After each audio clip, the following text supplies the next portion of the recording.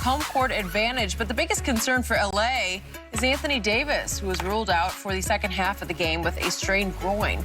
LeBron led the Lakers in points, rebounds, and assists, making him the oldest player in postseason history to do so. And after the game, LeBron said, quote, "These shoulders were built for a reason. If it takes me putting some more on top of them, so be it. Win, lose, or draw, I am ready for the challenge." He's confident. Shannon, please give LeBron a letter grade for the first 4 games. Skip, I gave him a C+, because I thought a lot of that he was like in echo mode. Skip, you know how you go to pull up to the red light, your car shut off, it's conserving itself. Well, when you had AD, Skip, you can conserve yourself. AD's giving you 34 and 11, playing unbelievable. Now with no AD, you can't do that because you'll find yourself down, probably 15, 20 points in the first quarter.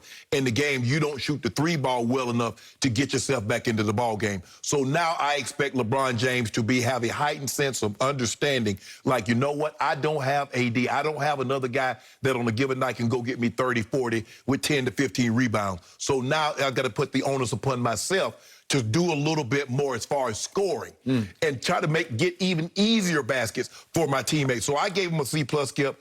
I still think the turnover to assist ratio is a little bit too high for my liking, Skip.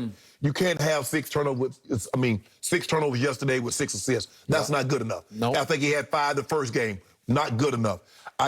He has to understand you can get away with that if you got AD, somebody that can offset some of those turnovers by giving you big buckets and big moments.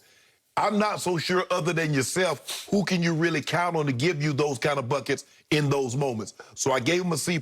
I thought he played well, not nearly aggressive enough yesterday as I'd like to see him. He needs to be like he was in Game 3 in the third quarter. You remember how he came out, Skip? 7 possessions, to the basket he went. He did. Scored 5 times in 7 drives. And that's what he's going to need to do, Skip. And they're going to have to. The only way the Lakers attempt 43s again, if you start the game 15 for 3. Then I give you my blessing to shoot 25 more. Other than that, that's too many threes. But I gave him a C+. Okay, so I'm having a hard time deciding how harshly I'm supposed to grade GOAT James. Is he GOAT James? Is he still the best player on the planet? You say yes, right? Yeah. Is he the best player on the planet as we speak right now? He's limited right now. He's limited, says Shannon Sharp. Limited. Okay, because after the Game 2 win, LeBron suggested they go as AD goes. And in Game 2, he went off.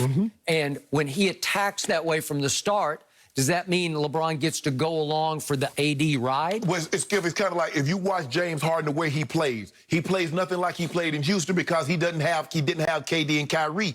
Remember when he got the jersey and KD got hurt and Kyrie was out, James Harden go get 50. He played like he played in Houston. They come back, he falls back. So now he's like, hold on, I got AD, let me fall back. AD's not there, got to step to the front.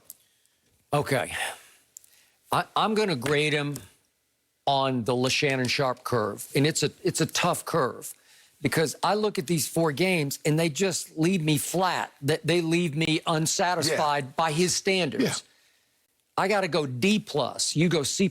I got to go 1 level lower, D+, because I just don't see the king. I wait for attack mode. I want to see it tomorrow night because I still believe in year 18, at age 36, he's in good enough shape. His ankle's got to be getting a little better by the game, that he can go into all-out attack mode. Jay Crowder cannot guard him. Bridges cannot guard him, and I still do not believe that Ayton can keep him from the rim. Ayton was getting devoured in games 2 and 3. I'm talking about just like he was. I told you, was there some rule that he could only play on the offensive end? Right.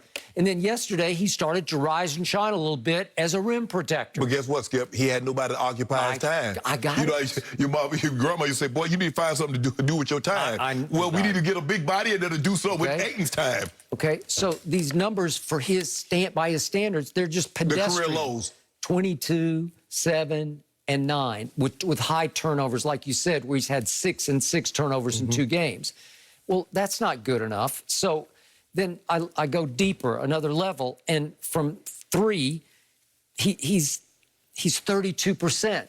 That's not good enough. What is it, 7 of 28 that he is? Yeah, 7 of 28 from 3. Well, I'm sorry, 9 of 28. 9 of 28. That's not good enough. No. it's too many and too few, right? Too few makes. Free throws. It's way too few. He's only taken 17 free throws in 4 games. That's ridiculous. That's barely over 4 games. He averages 9 attempts a game over his playoff career. Jason Tatum just shot 17 the other day. That's why I said. And he was 17 to 17. AD shot 17 in... No, AD shot 20. One of the games, I thought it was 20 and... Yeah, he was 20 and 17. Okay. I mean, 17 to 20 from the free throw line. So the point is, I told you, I need to see 20 free throws from LeBron. I don't care if you're scared of the free throw line. You're not as bad as Luka. So just go shoot them. Just go stand up there with some conviction and stroke free throws. And if you can make 15 to 20, it'll be huge. It could get you over the top in Game 5 at Phoenix. Because for the 4 games, I look at the fourth quarter of game number 1. He was horrible in the fourth quarter, and the game was begging for him to win it because Chris Paul was playing with one arm, and basically he wasn't even playing. Well, he ended up going out. Yeah, he wasn't even there. And LeBron goes 1 of 4 from 3 and 1 of 4 from the free throw line. It's not good enough. It's not goatish. It's not best player-ish. So in the end, I look back at this year. You realize LeBron without AD this year against playoff teams was 1-6. So he did not distinguish himself in the regular season. So even look at the fourth quarter numbers in these 4 games. 3-point field goals in the fourth quarter from LeBron, 1 of 9. From the free throw line, he's 6 of 12 in the 4 fourth quarters. Well, that's horrible. Right. Even you can't defend that. No, there's nothing to defend. I wouldn't attempt to. Okay. He understands that he has to be better. He has to get more production. I mean, his starters yesterday, nobody was in double figures. Schroeder had 8. Matthews had 6. Drum had 5. AD obviously got hurt, had 6. That's not good enough, Skip. You can't win. If you got 4 starters and none of them scoring double figures, you're not winning. Your bench is not getting, Skip, they got a solid bench. The guys make plays here and there, but they don't have a bench, like a historically great bench that can offset your starters not playing well. Schroeder's going to have to be better than 3 or 13. He just has to be. Okay. So before we go, I want to add one last, by the way, small detail. What? I believe that yesterday I successfully jinxed your team with my Lil Wayne magic robe. And we know Lil Wayne is the biggest Laker fan on the planet.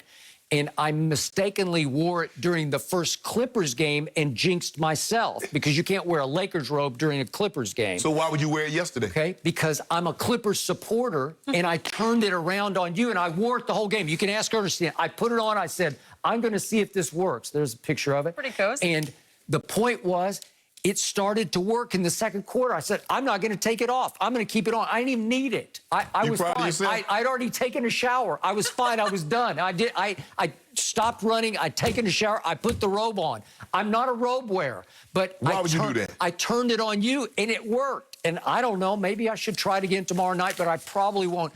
I'm going to defer to the king. Yes, I will. You better save that robe for a rainy day. I will. So in other words, you jinxed them. It's a reverse jinx, but you cannot let a Clipper fan wear the Magic Laker robe during a Laker game. But that's what happened. The moment you said, Shannon, you can come out here with all the props you got. I got you. I already knew. I say, he's some bull jive. Yep, I got you. I was pretty excited. I got you good. Okay. Can I make a special request for the robe in studio if the Clippers get it done? Because no robe.